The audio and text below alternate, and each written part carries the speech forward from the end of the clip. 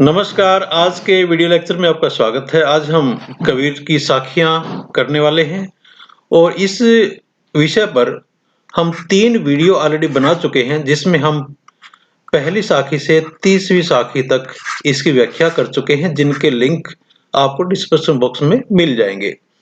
आज की वीडियो में हम 31 से 40 जो संख्या तक की जो साखियाँ हैं, उनकी व्याख्या करने वाले हैं। तो आइए शुरू करते हैं। कबीर कहाँ गर्बियो ऊंची देखी आवास, काली पर्यु भव लेटना ऊपरी जामे घास। कबीर कहते हैं कि कहाँ तुम गर्व क्यों करते हो? गर्व या मतलब घमंड क्यों करते हो? कबीर जी व्यक्ति को कहता है, मानव को कहता है, तुम गर्व क्यों करते हो? ऊंची देखी आवास, तुम अपने बहुत बड़े बड़े जो आवास हैं, महल हैं, उनको देखकर गर्व करते हो। लेकिन सच्चाई क्या है? काली पर्यु भव लेटना, काली यानी कल को, पर्यु भव लेटना, और इस जमीन पर ही लेटना पड़ेगा। यानी जब मृत्यु हो जाएगी तो हमें जमीन पर ही लेटना पड़ेगा। ऊपरी जामे घास, और हमारे ऊपर क्या है? घास जमेगी।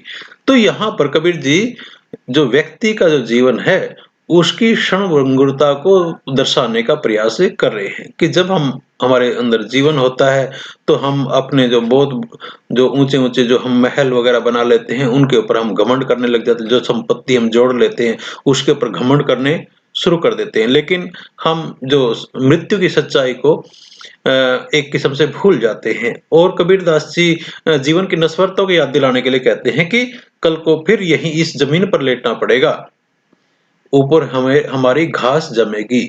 यानी अगर आप दफना दिया जाएगा तो हमारे ऊपर घास जमेगी।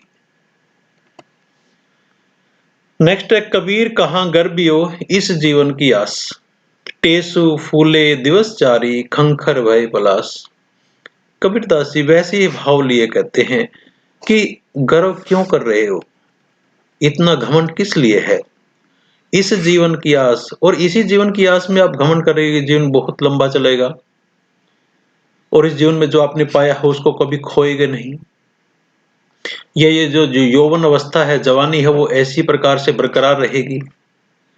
कबीरदास जी फिर सच्चाई को बताते हुए कहते हैं कि टेसु फूले दिवस चार की, कि जो टेसु के फूल हैं, टेसु के फूल होते हैं, वो बहुत कम समय के लिए खिलते हैं। टेसु फूले दिवस चारी, टेसु जो पेड़ होता है उसके जो फूल होते हैं, वो 4 दिवस के लिए अच्छे लगते हैं। सिर्फ 4 दिन की चांदनी फिर अंधेरी रात वाली बात होती है कि उसके जो फूल हैं सिर्फ 2-4 दिन तक अच्छे लगते हैं। खंखर भय पलास, और उसके बाद जो पलास है वो खंखर की तरह बन जाता है। उसके पत्ते भी झड़ जाते हैं और उसके जो जो फूल उसके ऊपर खिले थे वो भी झड़ जाते हैं। यानी जो जीवन है बहुत जल्दी क्षणभंगुर है, और जब व्यक्ति का समय जो आयु बढ़ती है, उसके साथ-साथ हमारी जो कांति है, हमारी शोभा है, वो सारी खत्म हो जाती है और बुढ़ापा नज़दीक आ जाता है। इसलिए हमें गर्व नहीं करना चाहिए, ऐसा कबीर जी कहते हैं। नेक्स्ट, यहू ऐसा संसार है जैसा सेंबल फूल, दिन 10 के व्यवहार को झूठे रंगे न भूल। यहाँ कबीर जी से कहते हैं कि ये ऐसा संसार है जैसा सेमल फूल। सेमल यानी सेमल का, एक सेमल का फूल होता है, कि जैसे सेमल का फूल है वैसा ही ये संसार है। ये संसार का जो एक किस्म से ये जो संसार है वो झूठा है। सेमल का फूल भी इसी प्रकार से, उसमें कोई खुशबू वगैरह नहीं होती और उसमें फूल देखने में वो अच्छा लगता है, लेकिन उसका कुछ भी प्रासंगिकता नहीं है और बहुत जल्दी वो झड़ भी जाता है। दिन दिस के व्यवहार को झूठे रंगी न पूछ। ये जो 10 दिनों का तुम्हारा व्यवहार है, यानी जो जीवन है, उसके अंदर फंसकर उसके अंदर इस प्रकार से इन्वॉल्व होकर झूठे रंगी न भूल, तुम झूठे रंगों को भूल गए हो। झूठे रंगीन भूल, यानी जो झूठ के अंदर तुम जो सच्चे रंग हैं उनको भूल गए हो, क्योंकि तुम्हारे 10 दिन के जीवन के अंदर तुम्हारा जो जीवन है वो सेमल के फूल जैसा ही नश्वर है, और ये संसार भी सेमल के फूल की तरह है। ये ज्यादा दिन तक साथ में देने वाला नहीं है, क्योंकि हमारा जो जीवन है सिर्फ सीमित है, 10 दिन का व्यवहार है, यानी हमारा छोटा जीवन है। नेक्स्ट कबीर जी कहते हैं कि कबीर हरि की भक्ति बिन घीगी जीवन संसार, धुआं केरा दोलहर जात न लागे पार। तो यहाँ पर कबीर जैसे कि हरि की भक्ति के बिना, यानी भगवान की भक्ति के बिना धीगी जीवन संसार, इस संसार में जीवन जो जीना है वो उसका धिक्कार है। यानी अगर कोई बिना भगवान की भक्ति के इस संसार में अपना जीवन जीता है तो उसके लिए वो धिक्कार है। धुआं केरा दोलहर जात न लागे बार। और ये जो संसार है वो धुएं के सफेद बादल के महल के समान है, उसको जाते हुए बार नहीं लगती, यानी समय नहीं लगता। बार मतलब समय नहीं लगता। यानी जिस प्रकार से एक धुआं का कुछ बना हुआ है और एक हवा आई तो वो सारा का सारा चला जाता है। तो ये जो जो हमने मोह माया ये सारी जोड़ के रखी हुई है, यानी हमारे जीवन में सिर्फ अगर कोई जाएगा, कोई स्थायी चीज है वो तो भगवती है, भगवान का भजन है। बाकी जो चीजें सांसारिक वस्तुएं हमने जोड़ी हैं वो सिर्फ धुएं के महल के समान है, जो पल भर में ही मिट जाने वाली हैं, ऐसा कबीर जी कहते हैं। नेक्स्ट है कुल खोया कुल उबरे, कुल राखो कुल जाई, राम निकुल कुल भेंटी ले, सब कुछ रहा समाई।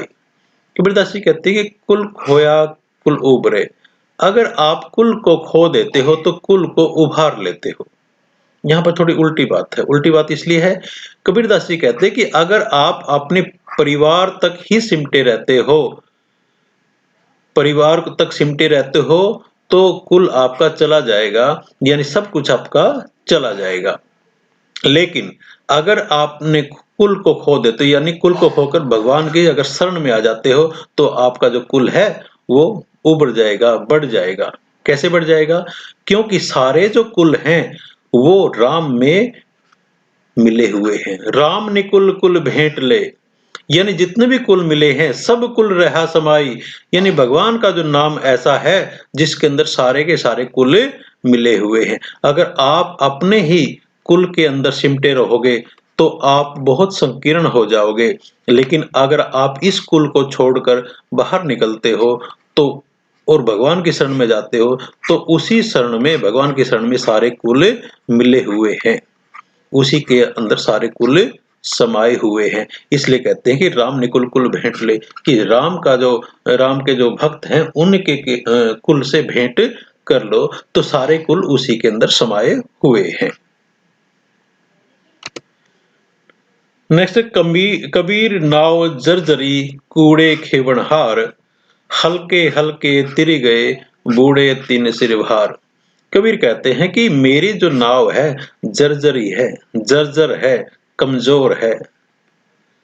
मेरी नाव जर्जर है, कूड़े खेवनहार, और उसके जो नाविक हैं, उसके जो नाविक भी हैं वो भी कूड़े अकुशल हैं। उसके खेवनहार जो नाविक हैं वो भी अकुशल हैं, और नाव भी मेरी जर्जर है, कमजोर है। हल्के हल्के तिर गए बूढ़े तीन सिर भार। और कबीरदास जी कहते हैं कि जो हल्के हल्के थे वो तिर गए। तिर गए मतलब पार हो गए, वैतरणी पार कर गए। बूढ़े तीन सिर भार, बूढ़े मतलब डूब जाना, तीन यानी उनको, सिर भार यानी जिनके सिर के ऊपर भार था, भार यानी पाप, यानी जो लोग पापी थे वो सारे के सारे डूब गए, और जितने हल्के थे यानी जो पाप कर्म नहीं किए थे, अच्छे चरित्र वाले थे, वो सारे तैर गए, यानी मोक्ष की प्राप्ति उनको हो गई। नेक्स्ट है कि चिंता चिति निबारिये, फिर बुझिए न कोई, इंद्री पसर मिटाइए, सहजी मिलेगा सोई। चिंता चिति निबारिये, कि अपने चिंता और चित्त को निवारिये यानी नियंत्रण में रखिए। अपनी चिंताओं को, अपने चित्त को नियंत्रण में रखिए, फिर बुझिए ना कोई, और फिर कोई किसी को नहीं बूझता। इंद्रिय पसर मिटाइए, और अपनी जो इंद्रियां हैं उनकी जो उनको भी नियंत्रण में रखिए। उनकी जो इच्छाएं हैं, उनकी वासना है इंद्रियों की, उनको आप मिटा लीजिए। यानी अपनी जो इंद्रियां हैं वो बहुत कुछ जो सांसारिक वासनाएं हैं उनकी तरफ आकर्षित होंगी, तो उनकी इच्छाओं को मार लीजिए, उनको नियंत्रण में रखिए। सहज ही मिलेगा सोए, और आप उसके बाद भगवान को सहज रूप से पा सकते हैं। नेक्स्ट है, कबीर मारू मन को टुक टुक हवे जाई, विस्की क्यारी बोई करी लूणत कहाँ पछताई। तो कबीरदास जी कहते हैं कि मैं कबीर मारू मन को, यानी मन को मैं ऐसा मार लेता हूं, टुक टुक हवे जाए, और वो टुकड़े टुकड़े हो जाता है। यानी मैंने मन को ऐसा मार लिया है कि वो टुकड़े टुकड़े हो गया है। क्यों? क्योंकि हम जो भगवान के जो भक्त भगवान का भजन नहीं करते, तो एक किस्म से हम मन को मार रहे होते हैं। विष की क्यारी बोई करो लूणत कहाँ पछताई, और ये इसी प्रकार से है कि हम विष की क्यारी बो लेते हैं। विष की क्यारी बो लेते हैं, विष यानी जहर, जहर की क्यारी बो लेते हैं, लूणत कहाँ पछताई, और उसको काटते हुए पछताना पड़ता है। इसका मतलब यह है कि हम पाप कर्म करते रहते हैं, और जब हमारी मृत्यु होती है, हमें मोक्ष या वैतरणी पार करनी होती है, तब हमको पछताना पड़ता है। नेक्स्ट है, पानी ही ते पातला धुआं ही ते जीण, पवना बेगी उतावला सो दोस्त कबीर किन। कबीर जी कहते हैं पानी ही ते पातला, यानी पानी से पतला है। पानी ही से पतला, धुआं ही ते जीण। भगवान क्या है? पानी से पतला है। धुआं ही से जीण, और भगवान क्या है? धुएं से भी क्षीण हैं, पतले हैं, झीने हैं। पवना बेगी उतावला, और वो पवन से भी ज्यादा तेज हैं। पवन से भी ज्यादा तेज हैं, उतावले हैं। सो दोस्त कबीरा कीन, और कबीर ने उसी को दोस्त बनाया है। कबीर ने उन्हीं को दोस्त के लिए चिन्हित किया है, ऐसे दोस्त को चिन्हित किया है। यानी भगवान, ऐसे भगवान की शरण में कबीरदास जी कहते कि मैं गया हूं, जो पानी से पतला है, धुएं से भी झीना है, और पवन से भी ज्यादा गतिमान है। और ऐसे यहाँ पर दोस्त बताया गया है, बल्कि ये भगवान है कि कबीर ने ऐसे दोस्त को, ऐसे भगवान को चिन्हित किया है, ऐसे भगवान की शरण में गए हैं। और ये लास्ट है कि कबीर मन गालिफ भया सुमरिन लागे नाही, घनी सहेगा सांसना जम की दरगाह माही। कबीर कहते हैं कि मेरा जो मन है गाफिल हो गया है। गाफिल मतलब बेपरवाह हो गया, भया मतलब हो गया है। कबीर कहते कि मेरा मन गाफिल हो गया है, बेपरवाह हो गया है, सुमन लागे नाही, और वो उसका मन अभी सुमरन में नहीं लगता, भगवान का सुमरन नहीं करता, भगवान का नाम लेता नहीं।